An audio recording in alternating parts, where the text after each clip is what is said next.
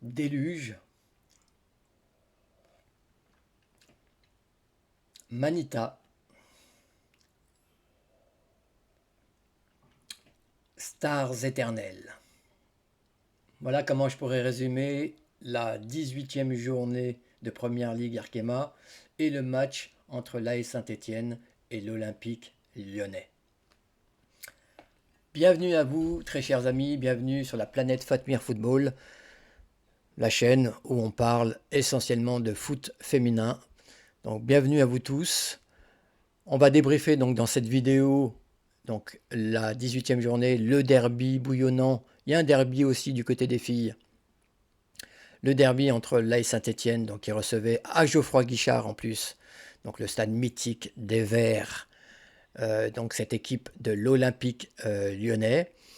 Alors, comme d'habitude, je ne déroge pas à la règle. On va faire les schémas tactiques des deux équipes. On va parler des enjeux, bien évidemment. On déroule le fil du match. Et enfin, à la fin de la vidéo, restez bien avec moi jusqu'au bout. On attribuera les notes aux joueuses qui sont ressorties dans ce match.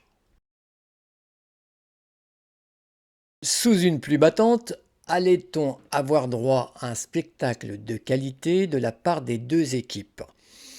Du côté des Verts, Marc-Antoine Bria, donc le nouveau venu, le nouveau coach de cette équipe de Saint-Étienne, un jeune entraîneur qui visiblement n'a pas froid aux yeux. Il faut voir le schéma tactique qu'il a mis en place pour affronter donc l'ogre lyonnais, ce 4-3-3 audacieux, plutôt offensif d'ailleurs.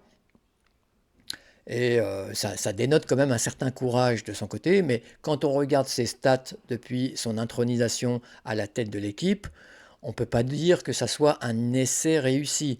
Est-ce que c'est une bonne pioche? En 6 matchs, il n'a gagné qu'une seule fois, un match nul, et le reste, ce n'est que des défaites avant d'affronter Lyon. Donc on peut dire que le licenciement de Laurent Mortel n'a pas suscité d'électrochoc comme les dirigeants auraient pu l'espérer. Ce qui est marrant à noter, c'est que Canal+, lui, au moment des schémas tactiques, quand il a mis le schéma tactique des Verts, il a mis comme entraîneur attitré Laurent Mortel. Donc dans le logiciel de Canal, c'est encore l'ancien entraîneur qui fait foi. D'ailleurs, c'est pas leur coup d'essai parce que la semaine dernière, contre Reims, euh, il y a eu un remplacement en fin de match et la joueuse lyonnaise qui est entrée, donc une des remplaçantes qui est entrée, avait pour nom Perle Moroni. Donc il faut qu'ils fassent attention Canal à leur faute de concentration. C'est quand même important de bien mettre le nom des filles, les actrices du match, celles qui rentrent, celles qui sortent, parce que voilà, après ça fait un peu amateur. Je ferme la parenthèse. Donc 4-3-3 de la part de Marc-Antoine Bria pour démarrer le match. De l'autre côté, Joe Montemuro avait changé complètement son équipe. 9 joueuses sur 11 ont été remplacées pour ce match. C'est dire quand même la profondeur de l'effectif en termes de talent à Lyon. Joe Montemuro le sait. Et donc là, pour ce match, il a donc quasiment changé son 11. Donc il est parti quand même sur ce 4-3-3. Il a pas par contre changé de schéma tactique, toujours le 4-3-3. On peut noter donc sur la ligne défensive Svava qui revenait donc prendre sa place de latéral gauche. L'axe central composé de Sombat et de Gilles. Sombat qui grappille comme elle peut donc des minutes avec une concurrence accrue maintenant chez les défenseurs lyonnaises. Donc Sombat Gilles Impérial, on le sait, depuis le début de saison. Et enfin Sofia Huerta, donc le couteau suisse qui peut jouer à gauche, à droite. Là, elle joue latéral droite. Le milieu de terrain, donc toujours ce triangle inversé avec la pointe devant la défense. Visiblement, c'était Marot en numéro 6. Un peu plus haut, donc Dabritz et Majri. Mais on sait que ces trois joueuses sont interchangeables. Et enfin, la ligne d'attaque, donc le trio de feu, ELS, donc côté gauche, À la pointe, donc Ada Gerberg, titularisation, donc deuxième titularisation d'affilée en première ligue Arkema, ça fait plaisir, elle monte en puissance. Je l'ai dit, allez voir ma vidéo, j'avais prévenu tout le monde qu'Ada serait titulaire d'ici la fin de saison, qu'elle va prendre un rôle prépondérant pour cette fin de saison, pour ce dernier tiers. Elle a faim, elle est affûtée, et c'est bien que Joe Montemurro, d'ailleurs, il lui fait confiance, et je suis sûr que dans son esprit, c'est l'attaquante idoine pour son schéma tactique en 4-3-3. Et enfin, donc côté droit, sur l'aile droite, Vicky Béchaud, qui a encore une chance quand même de se montrer et de marquer des points vis-à-vis de l'entraîneur. Voilà ce qu'on peut dire sur les schémas tactiques. Les enjeux dans ce match, dans ce derby, sont très clairs. On va mettre la suprématie régionale de côté, soyons sérieux. L'Olympique lyonnais a un 3-4 trains d'avance par rapport à Saint-Étienne. Et là, il ne s'agit pas de suprématie. Peut-être y a-t-il une forme de fierté pour Saint-Étienne comment dire, de réduire les dégâts, de donner du répondant quand même à cette formidable équipe lyonnaise en ne se faisant pas rouler dessus comme au match aller où elles avaient perdu, souvenons-nous-en, 11 buts à 0. euh, En sachant qu'en plus à la mi-temps il y avait eu que 3 buts. Et en deuxième mi-temps, elles se sont pris 8 buts. Donc là, il n'était pas question à Geoffroy Guichard devant leur public euh, de, de tomber dans une telle déroute face à quand même au rival lyonnais. Ça reste un derby, même si c'est tellement déséquilibré chez les filles, ça reste quand même un derby, quoi qu'on en dise. Les enjeux sont ailleurs. Les enjeux, c'est très net pour Saint-Étienne. C'est, comme je l'ai dit, d'atténuer les dégâts, de faire en sorte de produire quand même une forme de résistance tout le long du match, de proposer quelque chose de cohérent. Et pourquoi pas aller gratter un point, pourquoi pas dans l'optique de se maintenir en première ligue Arkema, tandis que de l'autre côté, du côté lyonnais, et là je vais reprendre les mots de Sarah Dabritz après le match qui disait, voilà, une victoire, ça permet d'entretenir donc une dynamique positive en prévision du match retour contre le Bayern, d'être dans le meilleur état d'esprit possible pour l'équipe, dans les meilleures prédispositions. Et voilà, cette culture de la victoire amène d'autres victoires et crée un cercle vertueux. On le sait très bien. Sous une pluie battante, allait-on assister à un spectacle de qualité? Sous une pluie diluvienne, est-ce que l'Olympique lyonnais et Saint-Étienne étaient en mesure de nous proposer un derby bouillonnant? Bah, l'image de l'Olympique lyonnais, qui a mis les ingrédients qu'il fallait hein, dans ce derby, on sait que pour un derby, pour un match tout court, mais pour un derby encore plus, il faut mettre de l'intensité, il faut mettre du physique, bien évidemment, avoir une technique donc précise.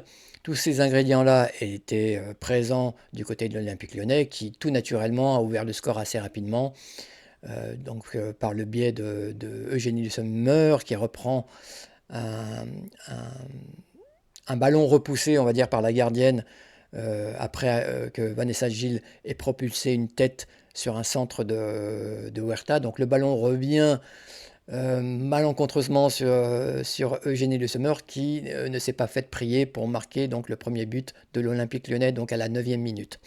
Donc voilà, ça met les choses en place. Pour autant, derrière, le Saint-Étienne n'a pas baissé les yeux, hein. Bien au contraire, ça a eu l'effet d'un électrochoc. Et je pense que le Saint-Étienne a décidé de jouer le tout pour le tout, au lieu de se faire rouler dessus, comme tout le monde l'annonçait. Donc ça a eu pour effet donc, de, on va dire, de découdre le jeu collectif de l'Olympique lyonnais, avec donc ces duels âpres et intenses sur toutes les parties du terrain, un petit peu à l'image de la capitaine Champagnac qui montrait la voie à ses coéquipières, qui s'est pris un carton jaune mérité hein, sur un tacle mal maîtrisé, mais un tacle qui fait écho au tacle tout autant mal maîtrisé de la part de Jennifer Marozan, qui s'est aussi pris un carton jaune. Donc on a bien vu que le jeu, la rencontre basculait sur un terrain un peu plus physique. Donc Lyon a eu du mal à exister face à ce défi physique. Et il a fallu attendre la 36e minute pour que pour que l'Olympique lyonnais donc, retrouve des couleurs grâce à Ada Hegerberg qui marque un but plein d'opportunisme, qui fait tellement de bien, mais un but qui ressemble tellement à Ada aussi. C'est une joueuse, une attaquante attirée par le but. Et d'ailleurs, elle marque son troisième but en 2 titularisations. Hein. Troisième but. Donc c'est pas rien. Elle a soif de match, bien évidemment, on le sait, mais elle a l'air tellement... elle revient bien en forme, elle a l'air affûtée, mais vraiment affûtée. Et je pense, et je l'avais dit, c'est une prédiction, je suis comme un oracle dans ce foot féminin. Toutes mes prédictions se révèlent être vraies. Allez voir ma prédiction, ma vidéo sur Ada Hegerberg, où j'avais prédit qu'elle serait titulaire pour l'équipe de l'OL, qu'elle jouerait un rôle prépondérant dans ce dernier tiers de championnat, dans cette dernière ligne droite. Et d'ailleurs, je ne vois pas comment Joe Montemurro pourrait s'en passer. C'est une joueuse qui est faite pour ça, pour marquer des buts. Et donc ce deuxième but fait beaucoup de bien à l'Olympique lyonnais, qui parachève donc leur domination.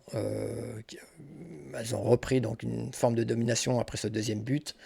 Et donc le troisième but de Sarah Dabritz à la fin de la première mi-temps, dans les arrêts de jeu de la première mi-temps, permet vraiment d'asseoir la supériorité et même de sceller déjà la victoire de l'Olympique lyonnais dès la fin de la première mi-temps. Donc ce troisième but qui est magnifique aussi et qui est amené par Amel Majri qui lance en profondeur Sarah Dabritz, qui marque donc ce joli troisième but.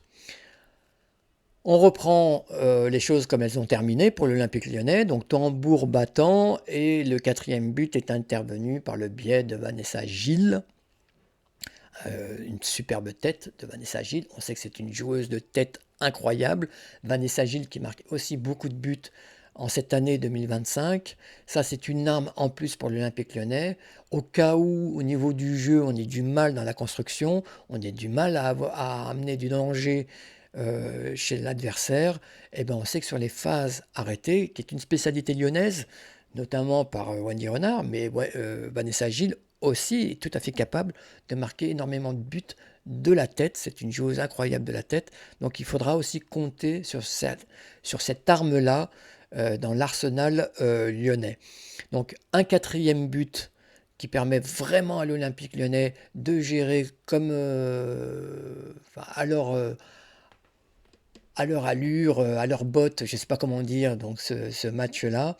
Euh, et après le jeu des remplacements, Mechi Dumornay, Inès Benyaya, donc, qui faisait son retour après des mois et des mois de convalescence suite à une commotion cérébrale, on sait que Joe Montemurro prend le temps avec ses joueuses blessées, surtout quand c'est des blessures importantes qui maintiennent éloignées assez longtemps donc les joueuses, il prend le temps avec elles de les faire revenir. C'est ce qu'il a fait avec Inès Benyaya. Donc euh, premier match pour Inès Benyaya sur cette saison 2024-2025. On l'a vu tout sourire avant le match, on l'a vu tout sourire après le match. Donc on sait ce que ça signifie pour elle. Et c'est une joueuse qui a de la magie aussi dans les pieds. Donc ça va être aussi super de récupérer une joueuse de ce talent au sein de l'effectif lyonnais. Alors je ne pense pas qu'elle aura un rôle important d'ici la fin de la saison. Il faut qu'elle retrouve du rythme, faut qu'elle retrouve du volume, il faut qu'elle retrouve des minutes, ne serait-ce que des minutes, dans cet effectif pléthorique. Et ça va pas être simple. Je pense surtout à elle pour l'année prochaine. Mais là, elle a fait une superbe passe décisive, vraiment à son image. Elle n'a pas perdu son football tout au long de ces mois où elle est restée sur la touche. Et ça, c'est super. Donc, elle a fait une passe décisive à Machine du Mornay qui vient, avec ce 5e but, eh ben, sceller la victoire. Bon, la victoire était déjà faite, mais elle vient sceller, donc, avec un peu plus d'ampleur, cette victoire lyonnaise en terre stéphanoise. Donc, une manita au sein du chaudron vert. On sait ce que ça signifie pour le peuple lyonnais. Ça fait écho aussi à d'autres manitas, notamment chez les garçons à l'époque de Fekir. On s'en souvient tous. Donc ça, c'est aussi symbolique donc aux yeux des supporters, et je pense que ça fait beaucoup de bien aussi aux filles de gagner dans ces grandes largeurs ce derby, ce match-là. L'Olympique Lyonnais a une marge incroyable sur ses adversaires, sur les autres équipes de Première Ligue Arkema. On le sait, elles ont un effectif incroyable qui leur permet vraiment d'avoir cette première place en Première Ligue Arkema, d'être à 10 points devant tous les autres et de voilà, préparer sereinement les playoffs qui vont arriver donc d'ici 4 journées. 82 buts marqués, il faut le noter quand même pour cette équipe, en l'espace de 18 journées.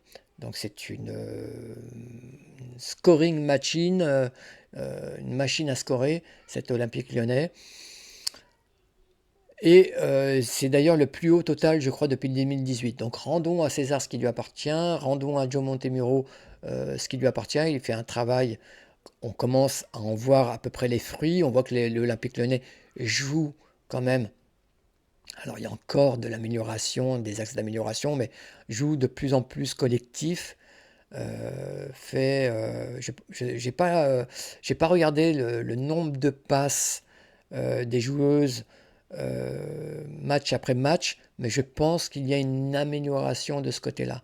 Je regarderai les stats un peu plus précisément et je vous en parlerai dans d'autres vidéos, mais je pense qu'il y a une amélioration, ça se voit à l'écran, que les joueurs se font plus de passes, le jeu est un peu moins direct, qu'on prend le temps vraiment d'amener le ballon sur la surface adverse, on prend le temps d'épuiser aussi l'adversaire, et ça c'est très très intéressant aussi.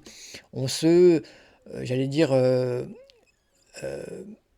catalanise, donc on s'espagnolise, on se barçaïse quelque part avec cet Olympique Lyonnais sauce Joe Montemurro.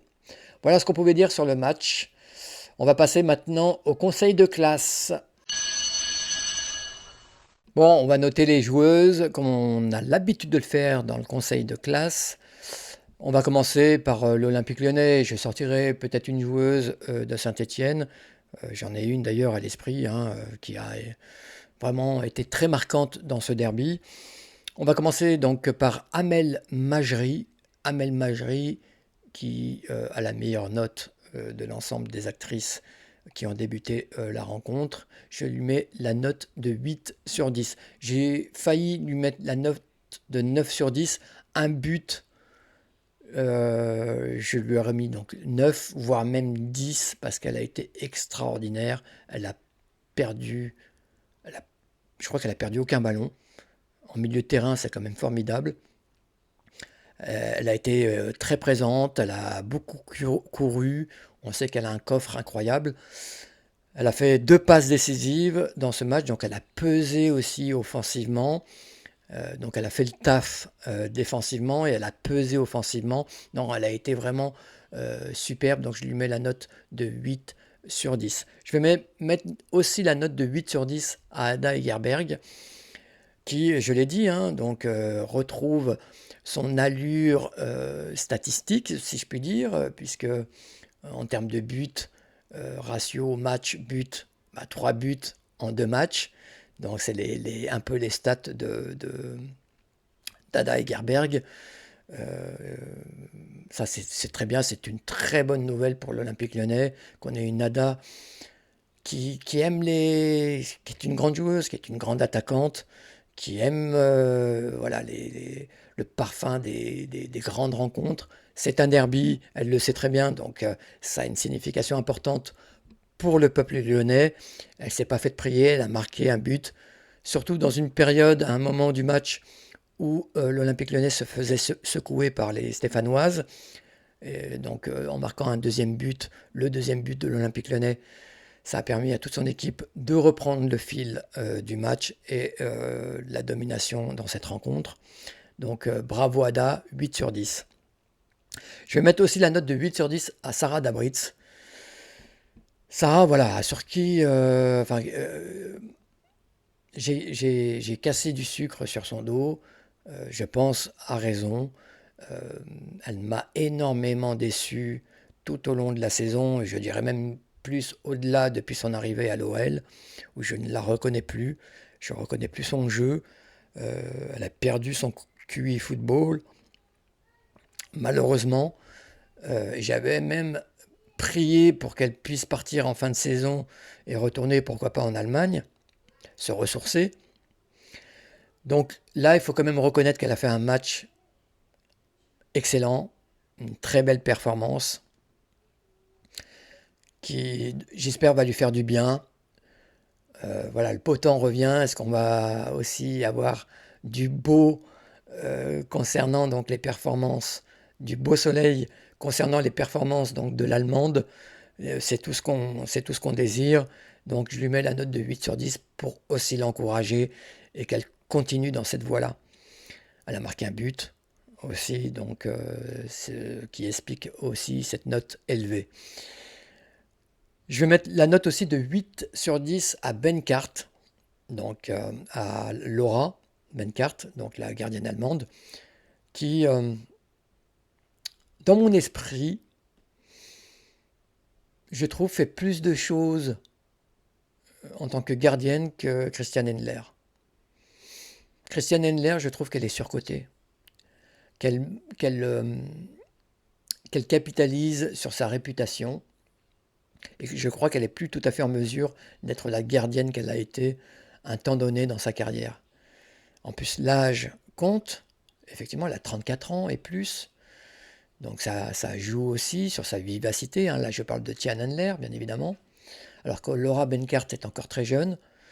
Et j'ai beaucoup apprécié donc, son intervention sur la montagne, la canadienne. Je crois qu'on Lyon menait 1-0 à ce moment-là.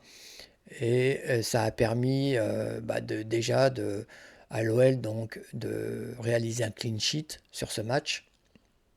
Et ça a permis à ses coéquipières de ne pas tomber dans le doute si la Montagne avait pu marquer, si Saint-Étienne avait pu égaliser et revenir dans cette rencontre. Donc bravo à Benkart, je lui mets la note de 8 sur 10. Je mets la note de 5 sur 10 à Vicky Béchaud, qui a alterné le bon et le mauvais.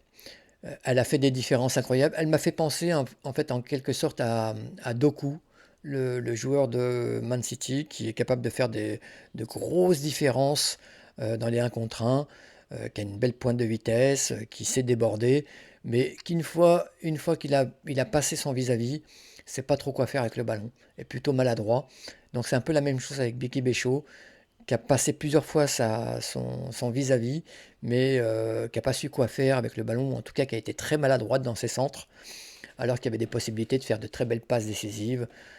Et d'ailleurs, Ada Hegerberg a rouspété à plusieurs reprises face à ses maladresses, parce qu'en étant un peu plus concentré, en étant un peu plus sérieux, j'allais dire, Vicky Béchaud avait la possibilité de faire une ou deux passes décisives au minimum dans ce match.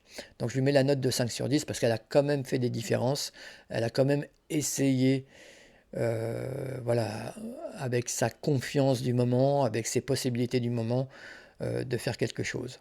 Je vais mettre la note de 4 sur 10 sur Marozane, donc qui enchaîne les contre-performances en ce moment, qui ne fait rien de bon.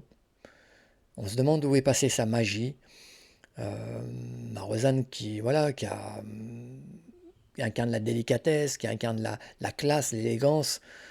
Là, c'est plutôt, à l'image de son tacle, une joueuse qui joue un petit peu à l'envers, qui joue physique, euh, qui fait des passes qui sont simples à faire, des passes dans le zig alors qu'il faut les faire dans le zag.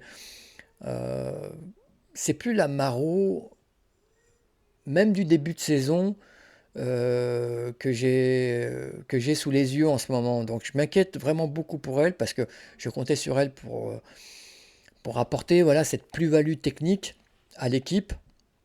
Et là, c'est plutôt un boulet technique en ce moment pour l'équipe. Donc la note de 4 sur 10 à Maro. Je vais finir donc sur une joueuse de Saint-Étienne qui m'a beaucoup plu, c'est Chloé Tapia, donc une ancienne de la maison lyonnaise, qui est passée par le centre de formation. Donc Chloé Tapia, donc l'arrière latéral gauche, donc de son côté gauche, mais qui avait à sa charge donc de, de défendre sur Vicky Béchaud et qui l'a fait plutôt bien. Ça n'a pas été facile pour elle, mais elle a euh, énormément posé de problèmes à Vicky Béchaud. Et rien que pour ça, elle mérite la note de 8 sur 10. Voilà, c'est une joueuse qui a versé dans la résilience et qui a été performante tout au long du match. Voilà les amis, je vais vous souhaiter une très bonne continuation. Je suis ravi de faire ces vidéos, je vais en faire encore plein d'autres.